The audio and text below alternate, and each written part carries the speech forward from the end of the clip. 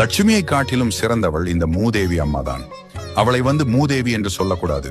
உலகத்திலே முதலாவது பிறந்தவள் மூத்த தேவி. அவள் மூத்த தேவி. அதைத்தான் நாம் சுருக்கமாக மூதேவி மூதேவி என்று அவள் என்னைக்கு முதுகில் குத்தப் போகிறாளோ தெரியவில்லை. மூதேவி என்று அவளை சொல்லக்கூடாது.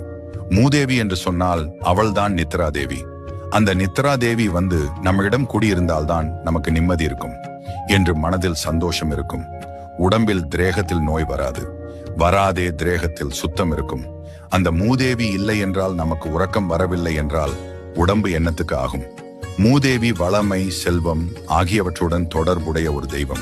சங்க இலக்கியங்களில் இவள் தவ்வை, காக்கை கொடியோள், மாமுகடி என பல பெயர்களால் குறிப்பிடப்படுகிறாள்.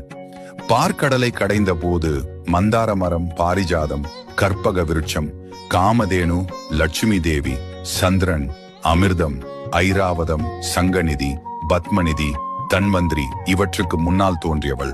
ஜேஷ்டா தேவி என்றும் மூத்தாள் என்றும் சொல்லப்படுகிறாள்.